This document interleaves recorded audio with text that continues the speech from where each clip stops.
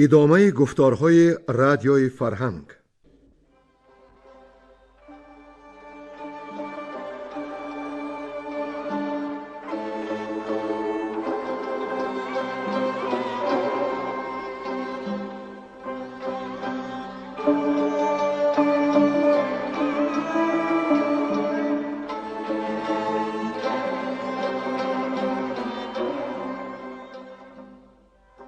بسا رنج بردم در این سال سی، عجم زنده کردم بدین پارسی.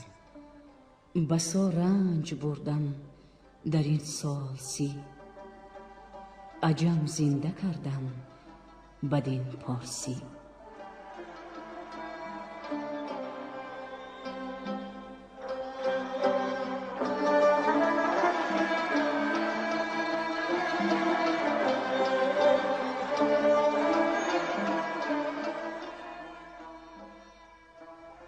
محفل ادبی به استقبال جشن هزاره شاهنامه بیزوال ابوالقاسم فردوسی. صدر محفل لایق شیرعلی.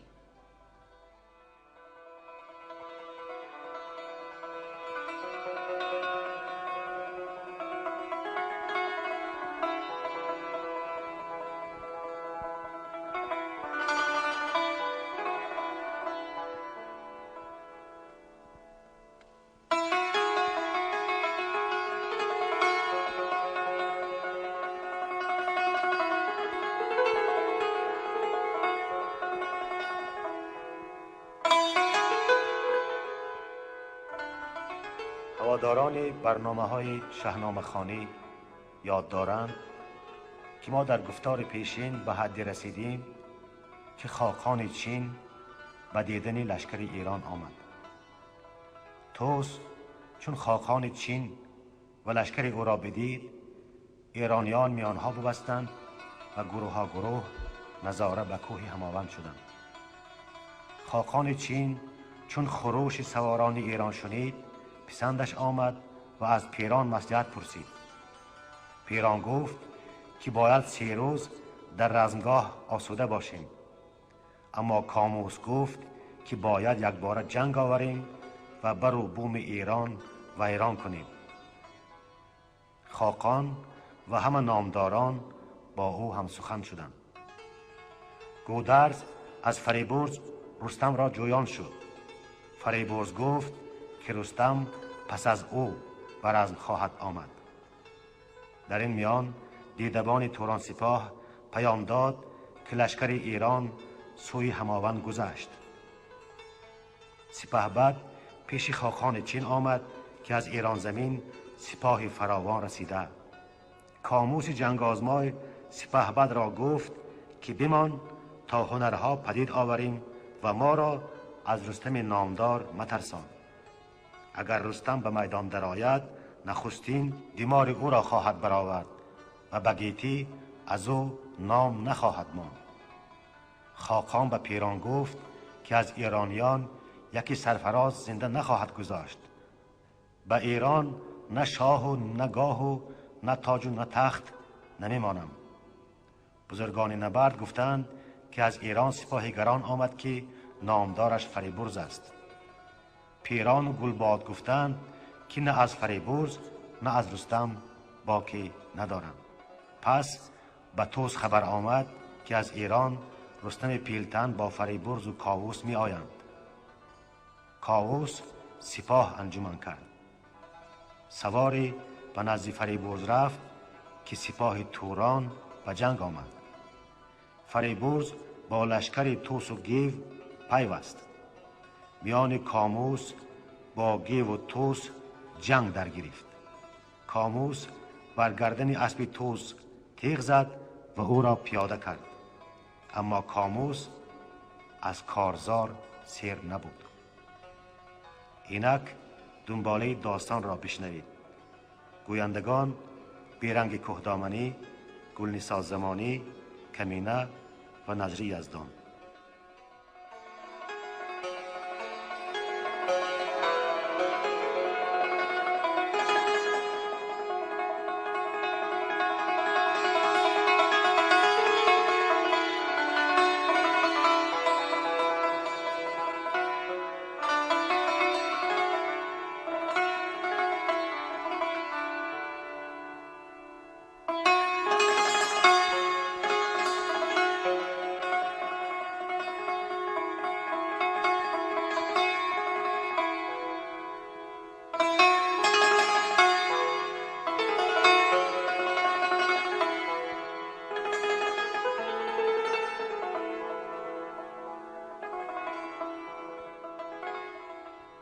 رسیدن رستم نزد ایرانیان.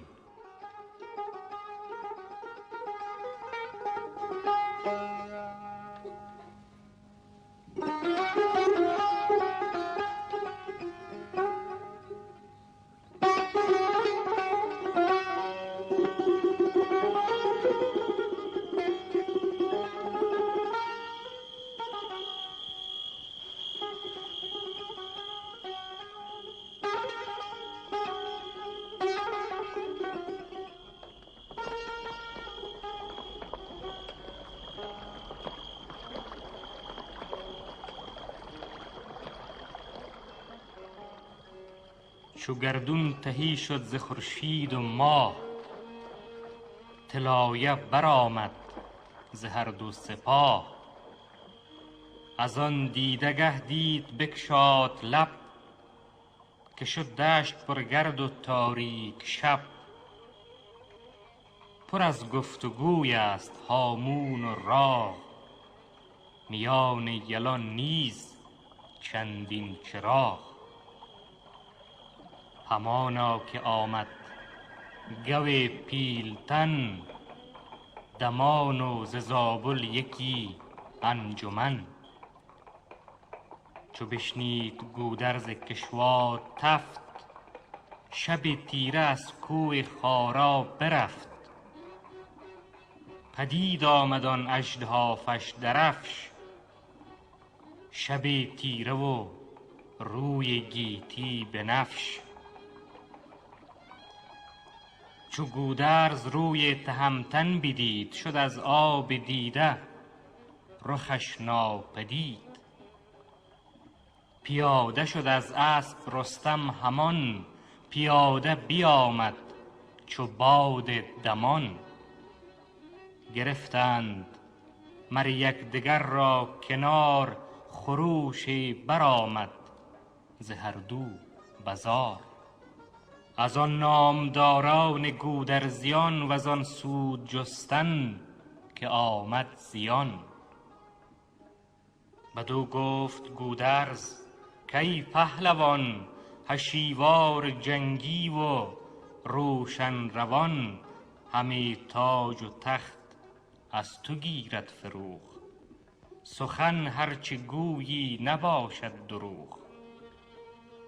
تو ایرانیان را ز مام و پدر، ز تاج و ز تخت و ز گنج و گهر. و زینها همه مهتر و بهتری، که بی تو مبادا سر و سروری. فزونی تو ای پهلوان زمین، ز پیلان و شیران به هنگام کین. چنانیم بی تو که ماهی به خاک، به سنگ اندرون سر تن اندر مغاک. تو از دیده و دل گرامی تری، ز نامآوران نیز نامی تری. چو دیدم من این خوب چهر تو را، همین پرسش گرم و مهر تو را. مرا سوگ آن ارجمندان نماند، به بخت تو جز روی خندان نماند. بدو گفت رستم که دل شاد دار، ز هر بدتن مهتر آزاد دار. که گیتی سراسر فریب است و رنج، سرآید همی چون نماید گنج.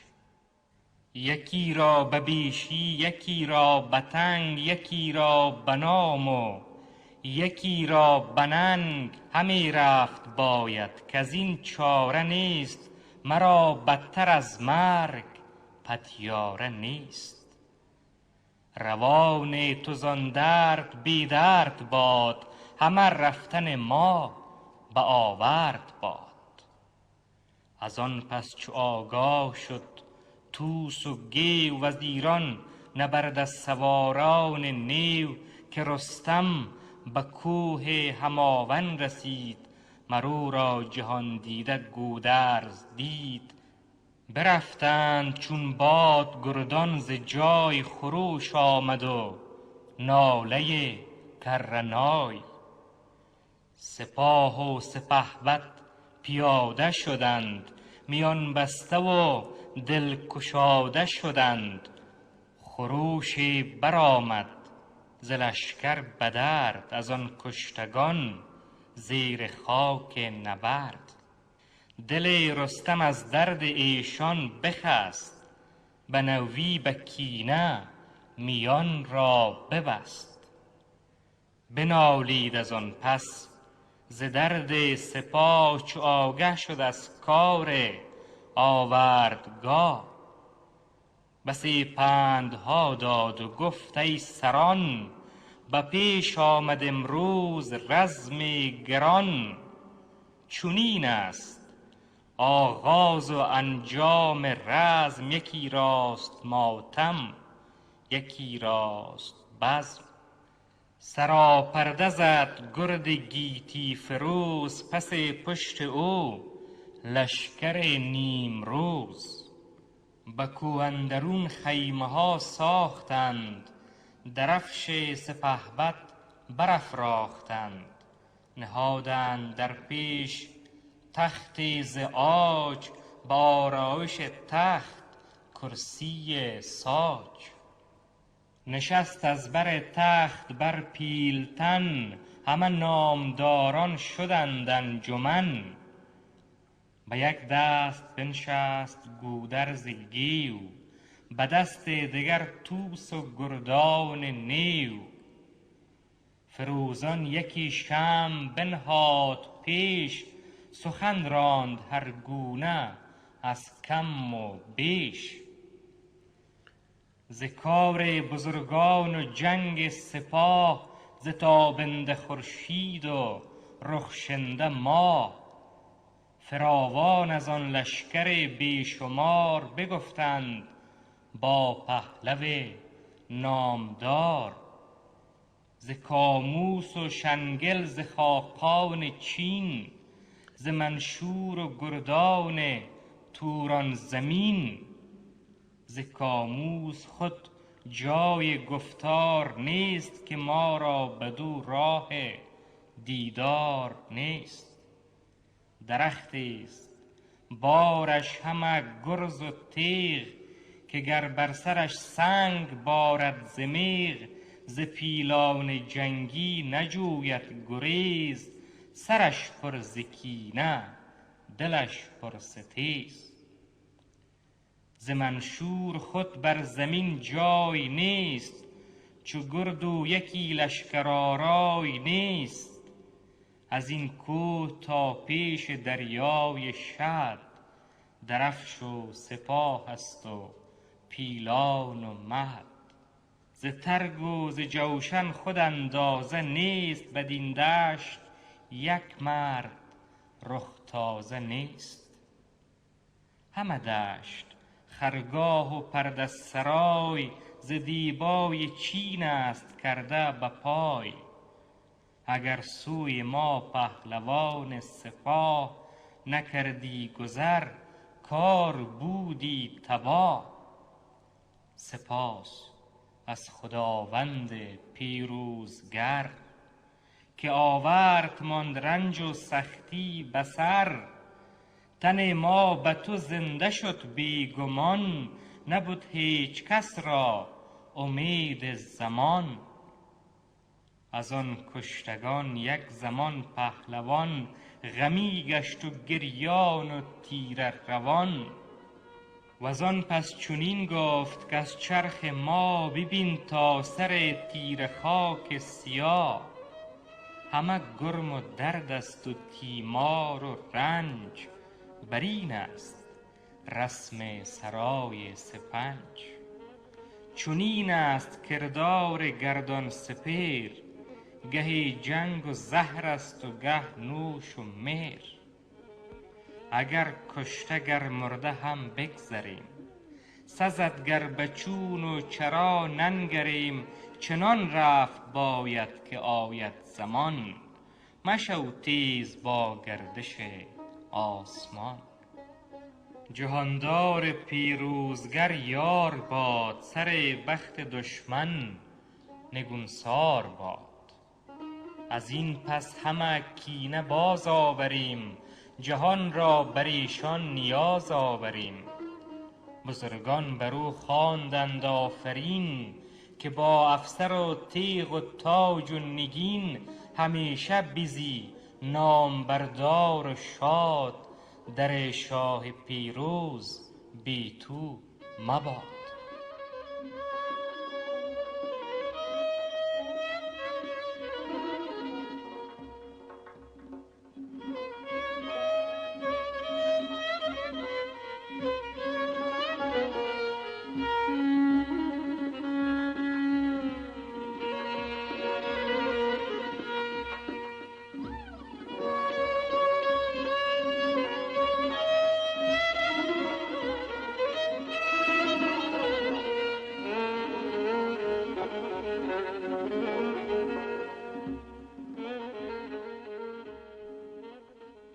لشکر آراستن تورانیان و ایرانیان.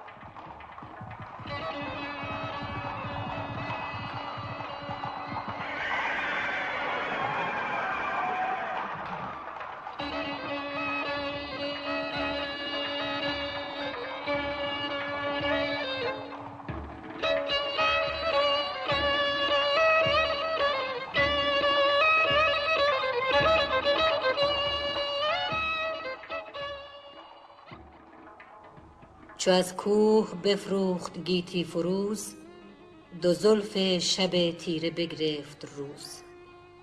از آن چادر قیر بیرون کشید، به دندان لب ماه در خون کشید. تبیره برآمد ز پرده سرای، برفتند گردان لشکر ز جای. سپهدار هومان به پیش سپاه، بیامد همی کرد هر سو نگاه. که ایرانیان را که یار آمده است، که خرگاه و خیمه به کار آمده است. ز پیروز دیبا سراپرده دید، فراوان به گرد اندرون پرده دید. درفش و سنان سپهبد به پیش، همان گردش اختر آمد به پیش. سراپرده دید دیگر سیاه، درفش درفشان به کردار ماه. فریبرز کاووس با پیل و کوس، فراوان زده خیمه نزدیک توس. بیامد به پیران پر از غم بگفت، که شد روز با رنج بسیار جفت. از ایران ده و دار و بانگ و خروش، فراوان ز هر شب فزون بود دوش. به تنها برفتم ز خیمه پگاه، به لشکر به هر جای کردم نگاه. از ایران فراوان سپاه آمده است، به یاری بدین رزمگاه آمده است. ز دیبا یکی سبز پرده سرای، یکی اژدهافش درفشی به پای. سپاهی به گرد اندرش زابلی، سپردار و با خنجر کابلی. گمانم که رستم ز نزدیک شاه، به یاری بیامد بدین رزمگاه. بدو گفت پیران که بد روزگار، اگر رستم آید بر این کارزار. چنان دان که دیگر نباشیم شاد، گر این جایگاه آید آن دیوزاد. نه کاموز ماند نه خاقان چین، نه شنگل نه گردان توران زمین. همانگه ز لشکرگه اندر کشید، بیامد سپه را همه بنگرید. و از آنجا دمان پیش کاموز شد، به نزدیک منشور و فرتوس شد که شبگیر از ایدر برفتم پگاه، بگشتم همه گرد ایران سپاه. به یاری فراوان سپاه آمده است، بسی نامور کینه خواه آمده است. گمانم که آن رستم پیلتن که گفتم همی پیش این انجمن، به یاری بیامد کنون کینه خواه ز نزدیکی شاه ایران سپاه. بدو گفت کاموس که پرخرد، دلت یک سر اندیشه بد برد. چنان دان که کیخسرو آمد به جنگ، مکن خیره دل را بدین کار تنگ. ز رستم چرانی تو چندین سخن، ز زابلستان یاد هرگز مکن. تو ترسانی از رستم نامدار، نخستین از او من برارم دمار. درفش مرا گر ببیند به جنگ، دلش ماتم آرد به هنگام جنگ. برو لشکر آرای و برکش سپاه، درفش اندر آور به آوردگاه. چون من با سپاه اندر آیم به جنگ، نباید که باشد شما را درنگ. ببینی تو پیکار مردان کنون، شود دشت یک سر چو دریای خون. برافرازم این تیغ و کوپال را، ببرم سر رستم زال را. دل پهلوان زان سخن شاد گشت، ز اندیشه رستم آزاد گشت. بیامد دلی شاد و رایی درست، روان را به آب دلیری بشست. سپه را همه ترگ و جوشن بداد، همی کرد گفتار کاموس یاد. وز آن جایگه پیش خاقان چین بیامد، ببوسید روی زمین. بدو گفت شاها انوشه بودی، خرد را به اندیشه توشه بودی. سپردی یکی راه دشوار و دور، خریدی چنین رنج ما را به سور. از این سان به آزرم افراسیاب، گذشتی به کشتی ز دریای آب. سپاه از تو دارد همی پشت راست، چنان کن که از گوهر تو سزاست. بیارای پیلان به زنگ و درای، جهان کر کن از ناله کرنای. من امروز جنگ آورم با سپاه، تو با پیل و با کوس در قلبگاه. نگه دار پشت سپاه مرا، به ابر اندر آور کلاه مرا. چنین گفت کاموس جنگی به من، که تو پیش رو باش از این انجمن. یکی سخت سوگندهای دراز، بخورد و برآهیخت گرز از فراز. که امروز من جز بر این گرز، جنگ نجویم وگر بارد از ابر سنگ.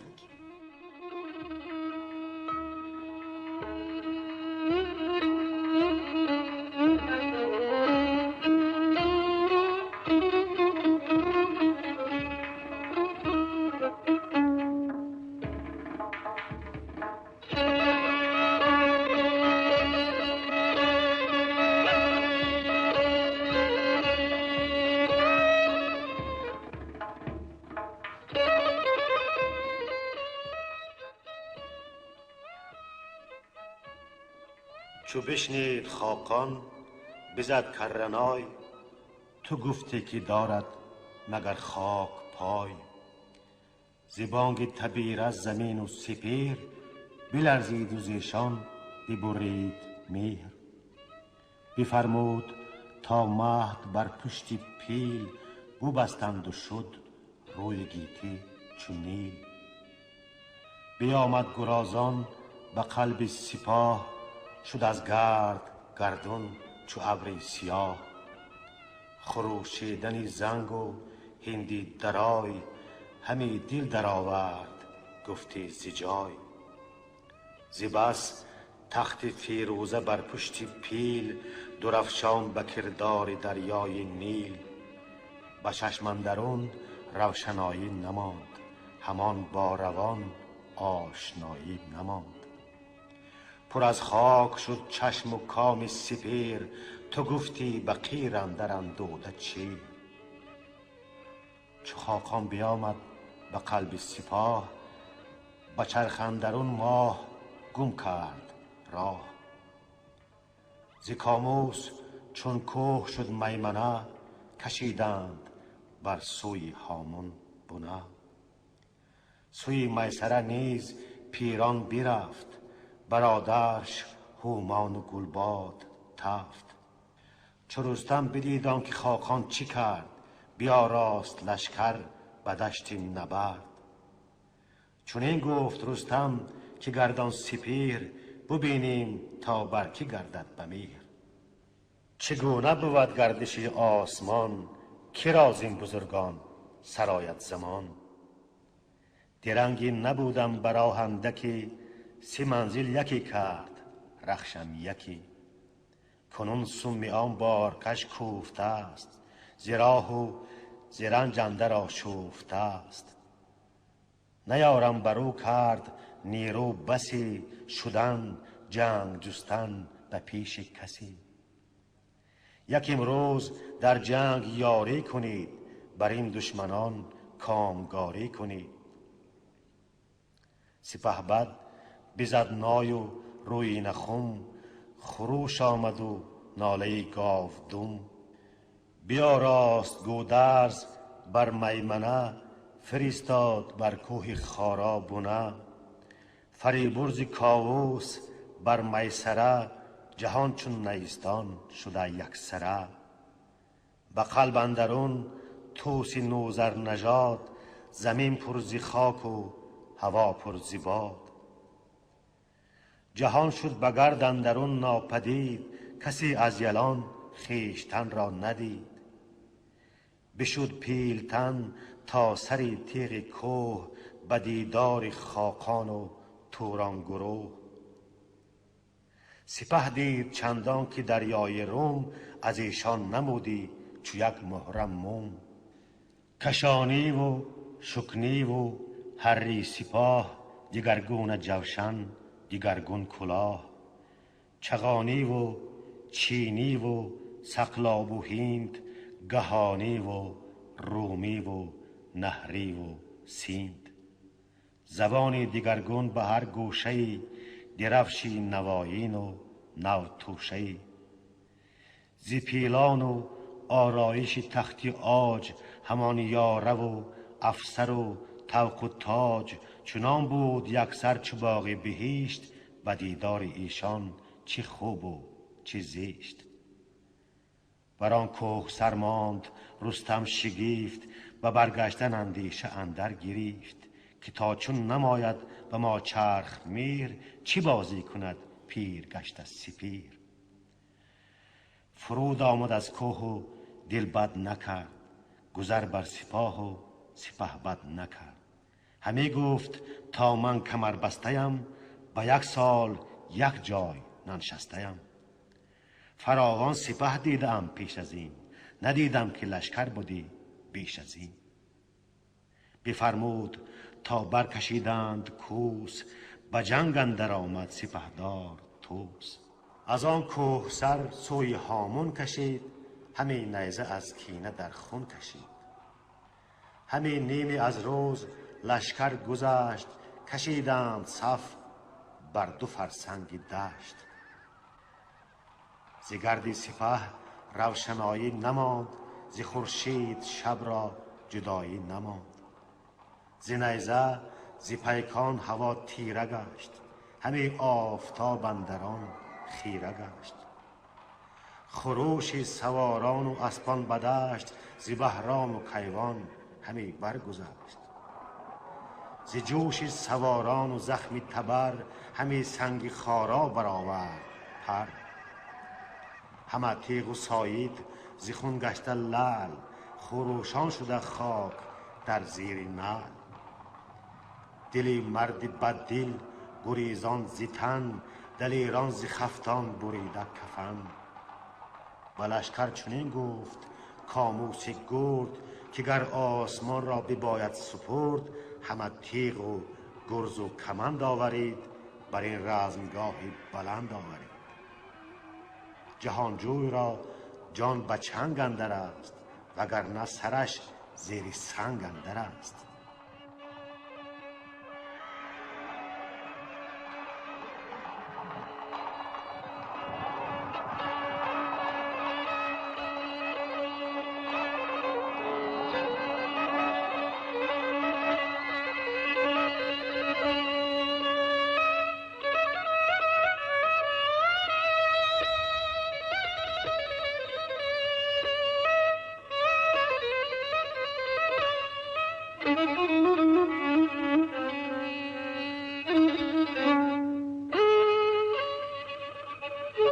رزم رستم با اشکبوس.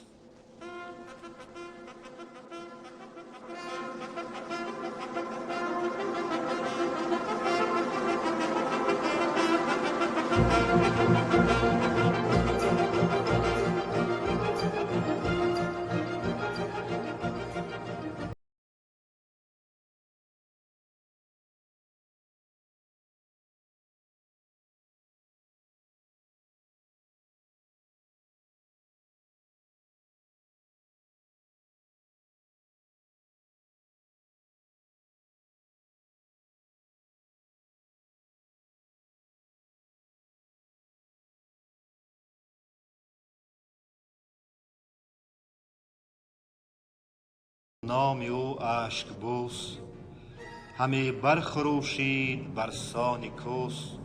بیامد که جوید از ایران نبرد، سری هم نبرد اندر آرد به گرد.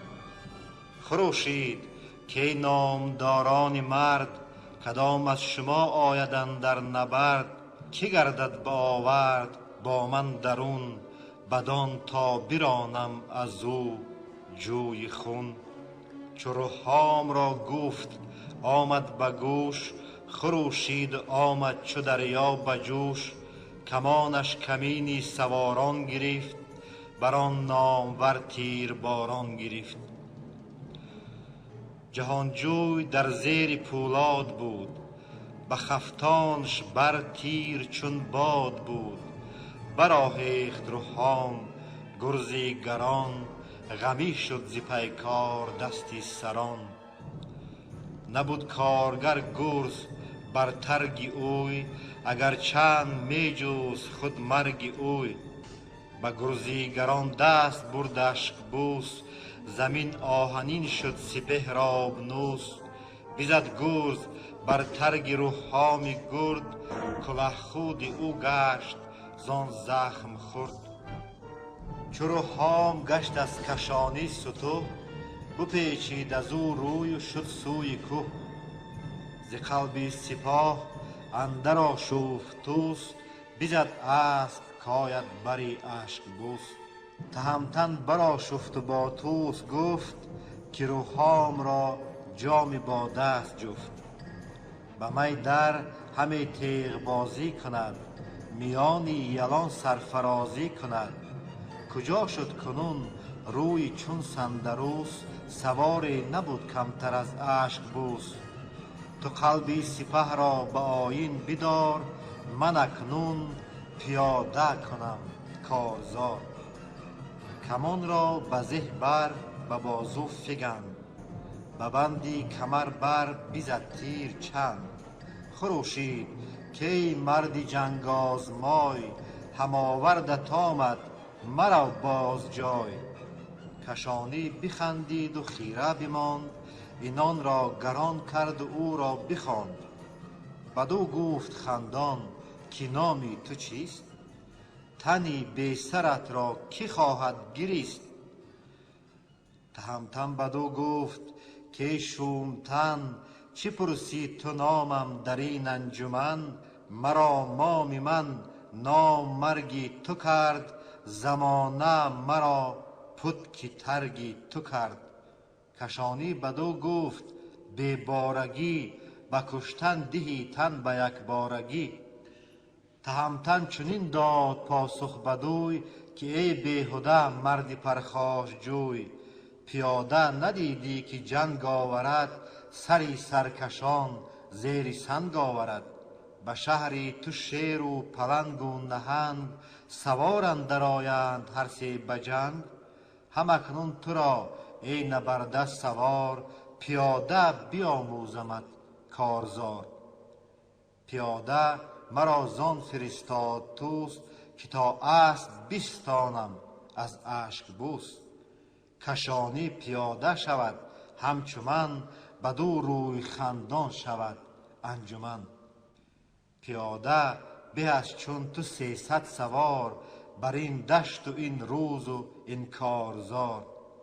کشانی بدو گفت کویت سله، نبینم همه جز فریب و مزه.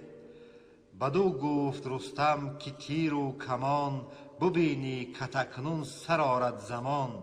چون آزش به اسپی گرانمایه دید، کمان را بزه کرد و اندر کشید. یکی تیر زد بر بری اسپی اوی، که اسب اندر آمد ز بالا بروی.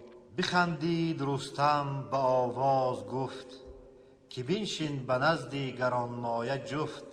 سزد گر بگیری سرش در کنار، زمانی برآسای از کارزار. کمان را بزه کرد پس اشک بوس، تنش لرز لرزان و رخ سندروس. بر رستم برانگه ببارید تیر، تهمتن بدو گفت بر خیر خیر. همی رنجه داری تنی خویش را، دو بازو و جانی بداندیش را. تهمتن به بندی کمر برد چنگ، گزین کرد یک چوبه تیری خدنگ. خدنگی برآورد پیکان چو آب، نهاده برو 4 پری عقاب. بمالید چاچی کمان را به دست، به چرمی گوزن اندر آورد شست. ستون کرد چپ را و خم کرد راست، خروش از خمی چرخ چاچی بخاست. چو سوفارش آمد به پهنای گوش، ز چرمی گوزنان برآمد خروش. چو پیکان ببوسید انگشتی اوی، گذر کرد از مهره پشتی اوی. چو زد تیر بر سینه اشک بوس، سپهر آن زمان دست او داد بوس. قضا گفت گیر و قدر گفت ده، فلک گفت احسن ملک گفت زه. کشانی هم اندر زمان جان بداد، تو گفتی که او خود ز مادر نزاد. نظاره بر ایشان درویه سپاه، که کردند پیکار گردان نگاه. نگه کرد کاموس و خاقان چین، بدان برز و بالا و آن زور و کین. چو برگشت رستم هم اندر زمان، سوار فرستاد خاقان دمان. کزان نامور تیر بیرون کشید، همه تیر با پرش در خون کشید. میان سپه تیر بگذاشتند، مران تیر را نیزه پنداشتند. چو خاقان چین پر و پیکان تیر، نگه کرد برنا دلش گشت پیر. به پیران چنین گفت کین مرد کیست، ز گردان ایران ورا نام چیست. تو گفتی که لخت فرومایند، ز گردن کشان کمترین پایند. کنون نیزه با تیر ایشان یکیست، دلی کوه در جنگشان اندکیست. همه خار کردی سراسر سخن، جزان بود که گفتی ز سر تا به بن. بدو گفت پیران کز ایران سپاه، کسی را ندانم بدین پایگاه. کجا تیر او بگذرد بر درخت، ندانم چی دارد به دل شوربخت. از ایرانیان گیو و طوسند مرد، که با فر و برزند و با دست بر. در آورد هومان بسی پیش طوس، جهان کرد بر گونه آبنوس. به ایران ندانم که این مرد کیست، وز این لشکر او را هم آورد کیست. شوم تا بپرسم به پرده سرای، بیاریم ناکام نامش به جای.